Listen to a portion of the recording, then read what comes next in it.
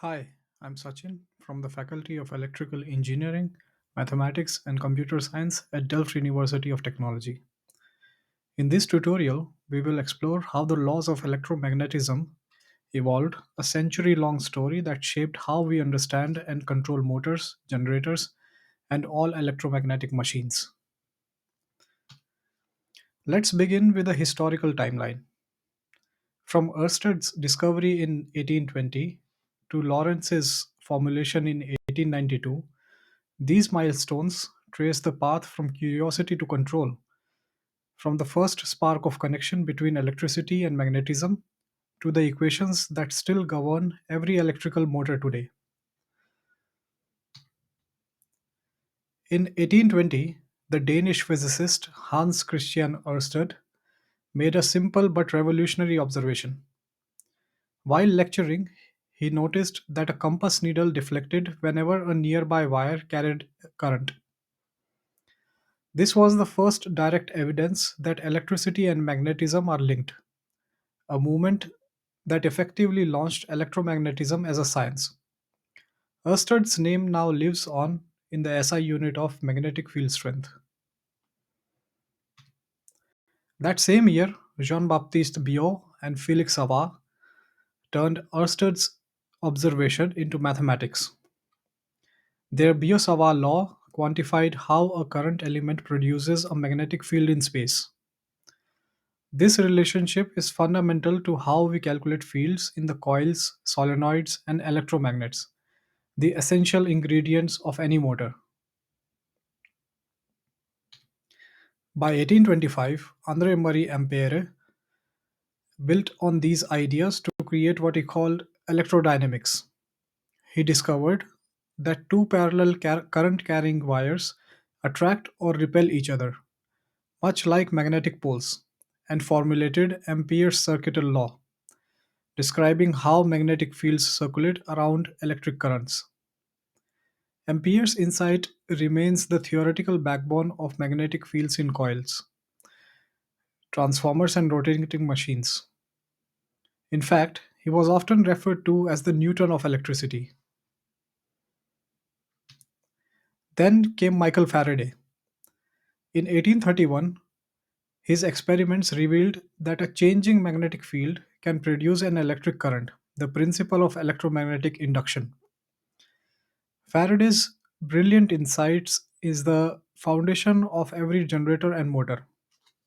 Although Faraday himself preferred experiments to equations, his work was later expressed as equation 3, showing that the induced voltage is proportional to the rate of change of magnetic flux.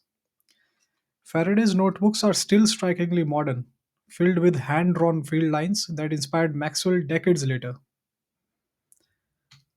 A little later in 1832, two German scientists, Carl Friedrich Gauss and Wilhelm Edward Weber, made magnetism measurable and mathematical.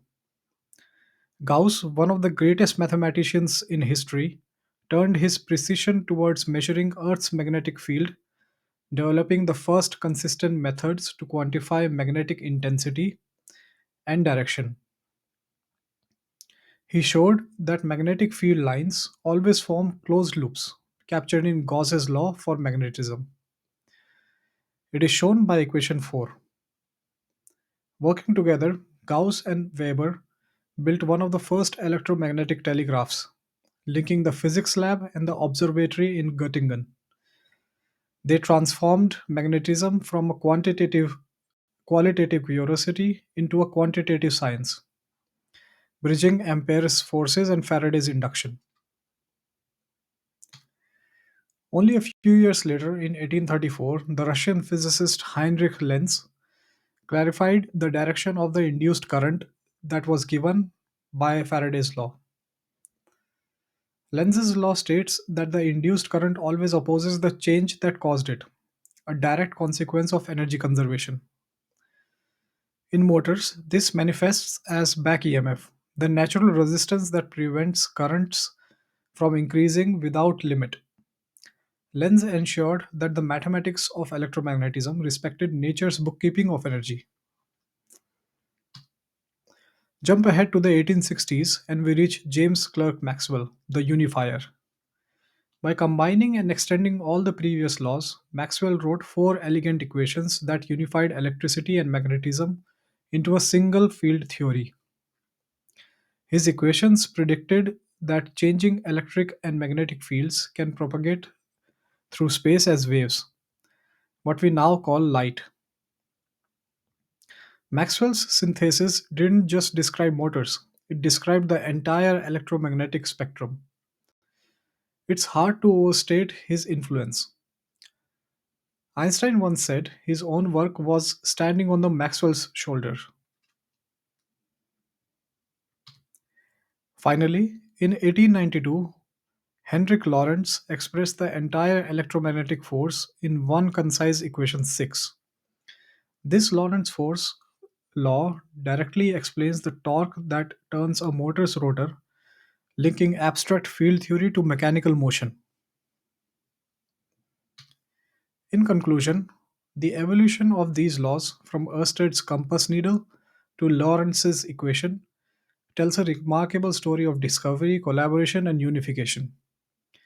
Each insight, often sparked by a simple experiment, helped us transform invisible fields into the controllable power that drives the world today.